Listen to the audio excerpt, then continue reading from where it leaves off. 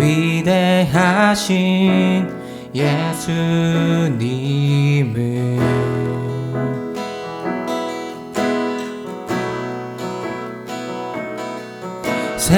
생명 주셨네. 주의 은혜로 보혈 흘리셨네. 나를 위해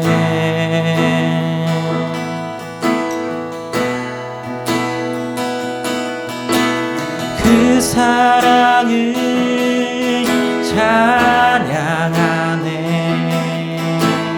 그 은혜를 찬양하네. 전한 나를 위해 생명 주심을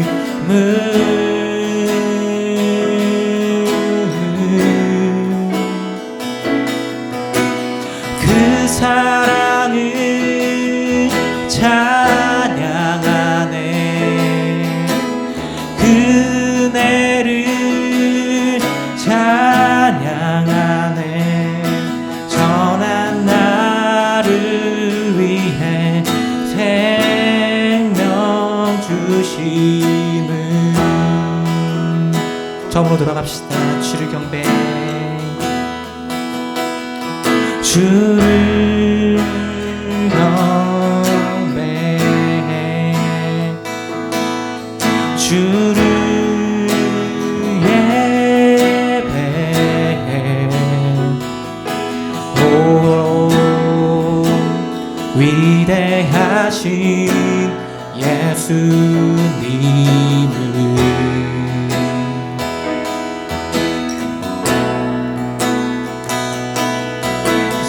생명 주셨네. 주의 은혜로 보혈 흘리셨네. 나를 위해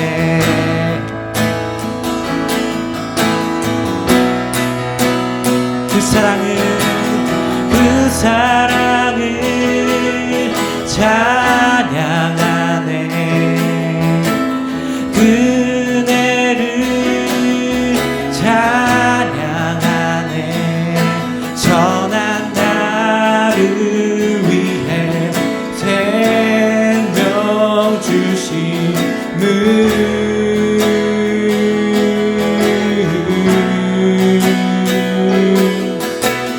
그 사랑을 찬양하네. 그 은혜를 찬양하네. 전한 나를 위해 생명 주심을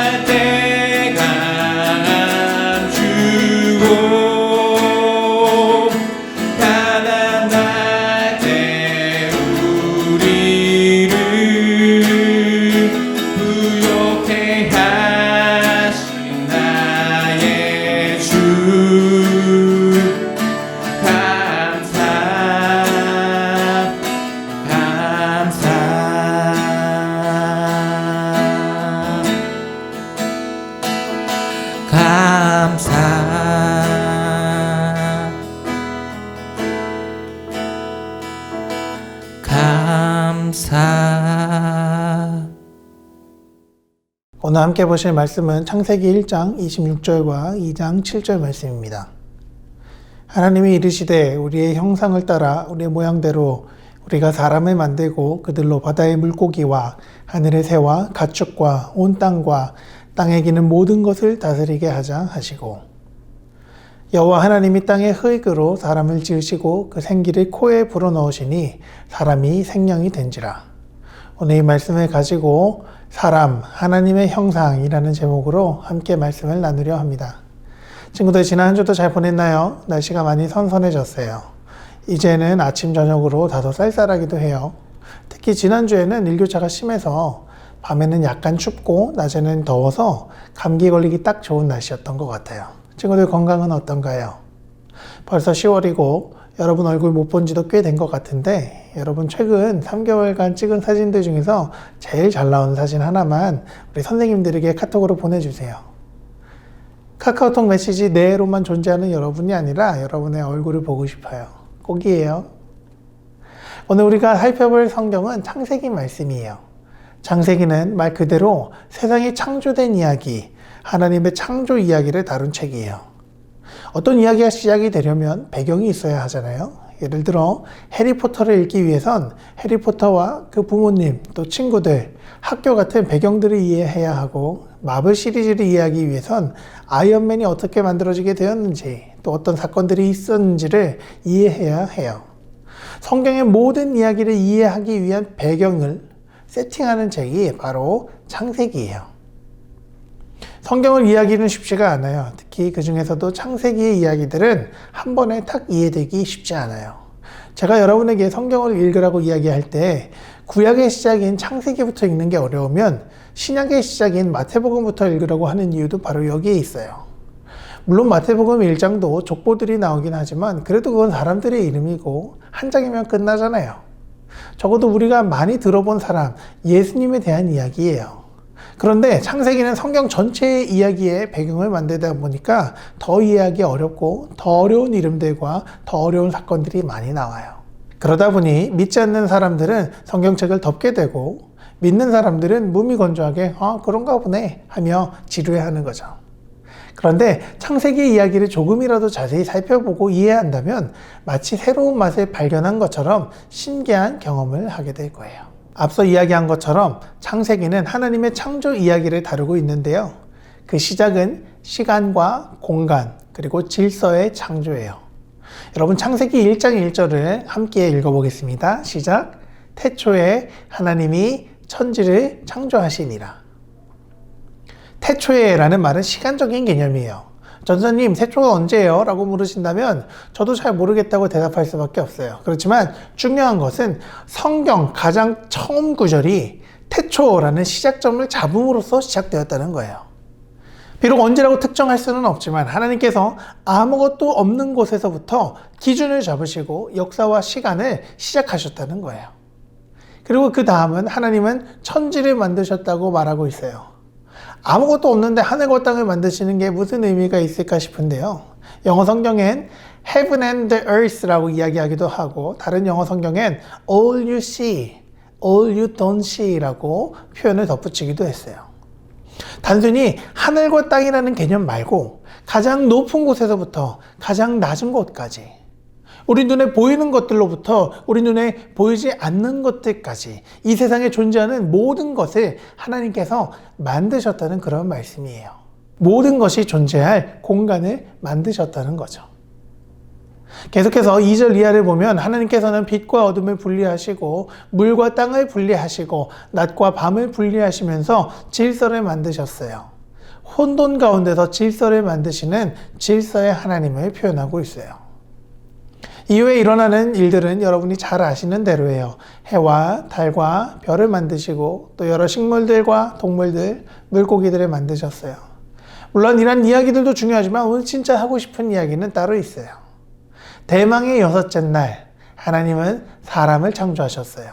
창세기는 사람의 창조에 대해 다른 것들의 창조보다 더 많은 시간을 들여 설명하고 있어요. 본문을 보면 이렇게 이야기하고 있어요.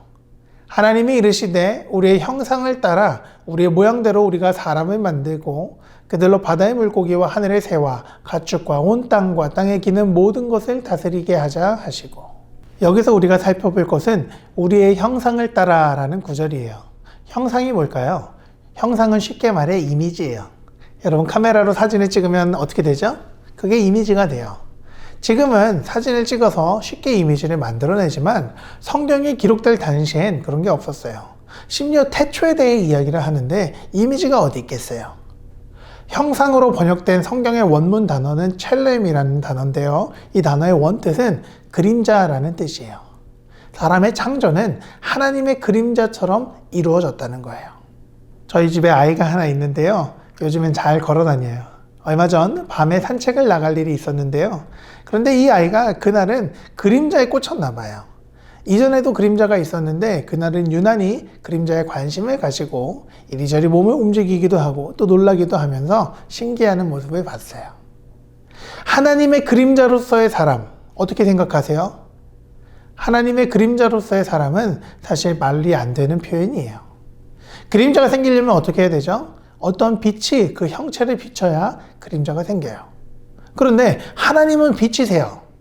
어떤 물체가 하나님보다 더 밝은 빛을 내어서 하나님으로 하여금 그림자가 생기게 하겠어요. 또 하나님은 눈으로 보이는 형체나 육체적인 어떤 모습이 있으신 분이 아니에요.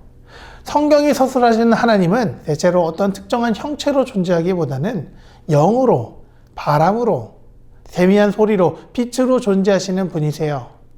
역설적으로 이것이 예수님이 중요한 이유예요. 왜냐하면 사람이 되신 육체의 몸을 입으신 하나님이시기 때문이에요. 정리하면 하나님은 그림자도 없고 그림자의 형체도 있을 수가 없어요. 그런데 성경은 사람이 하나님의 형상, 곧 하나님의 그림자처럼 창조되었다고 말하고 있어요. 이게 말이 돼요? 이게 무슨 의미일까요? 다른 본문에 힌트가 있는데요. 창세기 2장 7절을 제가 읽을게요. 여호와 하나님이 땅의 흙으로 사람을 지으시고 생기를 그 코에 불어넣으시니 사람이 생명이 된지라. 본문을 보면 하나님께서 땅의 흙으로 사람을 지으신 이후에 생기를 그 코에 불어넣으셨다고 말하고 있어요. 여기서 말하는 생기는 히브리어 단어 루아흐라는 단어인데요. 호흡, 숨을 말하기도 하고 하나님의 영, 곧 성령을 뜻하기도 해요. 하나님의 호흡, 하나님의 영이 사람에게 부어졌고 그래서 사람이 생명이 되었다는 거예요. 두 본문이 말하고 있는 건 하나예요. 그것은 우리가 하나님께로부터 무엇인가를 받았다는 거예요. 그것도 하나님과 아주 관련 있고 아주 상관 있는 하나님과 연결된 무엇인가의 말이에요. 희미한 그림자 같은 형상이나 눈에 보이지는 않지만 전달되는 호흡과 같은 그 무엇인가를 하나님께로부터 받았다는 거예요. 때로 이것은 너무나도 희미해서 잘 인식되지 않을 때가 많아요. 그리고 무엇보다도 죄로 인해서 하나님과 사람 사이가 끊어졌기 때문에 내가 하나님께로부터 무엇을 받았나? 의심될 때도 있고 또 전혀 느껴지지 않을 때도 있어요. 그렇지만 창세기가 사람의 창조를 통해 말씀하고자 하는 것은 우리가 본질적으로 하나님께 속했고 직접적으로 하나님께로부터 무엇인가 받은 하나님과 연결된 존재라는 거예요. 그냥 세상에 내팽겨진 아무 존재가 아니라 하나님의 손길과 하나님의 그림자, 하나님의 숨결을 받은 고귀한 존재라는 거예요. 사랑하는 친구들, 하나님의 창조는 태초의 사람 아담에게만 일어난 그런 사건이 아니에요. 오늘 이 말씀을 내게 하시는 하나님의 말씀, 내게 들려주시는 하나님의 음성으로 듣는 우리에게도 동일하게 일어난 사건이에요. 여러분이 어떠한 상태이든, 여러분이 어떤 상황 속에 있든 여러분은 하나님의 형상이 담긴 고귀한 존재예요. 여러분의 일상에 일어나는 여러 사건들로 인해 때로 여러분이 절망하고 때로 여러분이 낙심하더라도 포기하지 않을 수 있는 이유는 여러분에게 하나님의 형상이 담겨 있기 때문이에요. 성적이 잘 오르지 않나요? 공부할 때 집중이 잘 안 돼요? 지갑에 돈이 없어요? 지갑이 없니? 남자친구, 여자친구하고 헤어졌어요? 아니, 남자친구, 여자친구가 애초에 없었나요? 괜찮아요. 여러분은 하나님의 형상이 담겨있는, 하나님의 숨결이 묻어있는, 하나님과 연결된 고귀한 존재라는 거예요. 이러한 믿음으로 이번 한 주도 당당하게 자신있게 기쁨 가운데 살아가는 친구들 되기를 주님의 이름으로 간절히 축복합니다. 아멘. 은혜와 사랑이 풍성하신 하나님 감사합니다. 말씀을 통해 하나님의 형상이 담긴 하나님의 숨결이 담긴 존재로서의 나를 깨닫게 하시니 감사합니다. 주님, 비록 삶이 어렵고 때로 답답하고 내 안에 하나님의 형상과 숨결이 있는지, 내가 하나님과 연결되어 있는지 인지하지 못할 때도 있습니다. 그렇지만 그럼에도 불구하고 변함없이 나를 붙들고 계시고 내 삶을 인도하고 계신 주님을 바라보며 믿음 가운데 당당히 살아가도록 인도하여 주옵소서. 주님의 인도하심을 깨닫고 경험하며 기쁨으로 살아가길 소망하며 예수 그리스도의 이름으로 기도합니다. 아멘.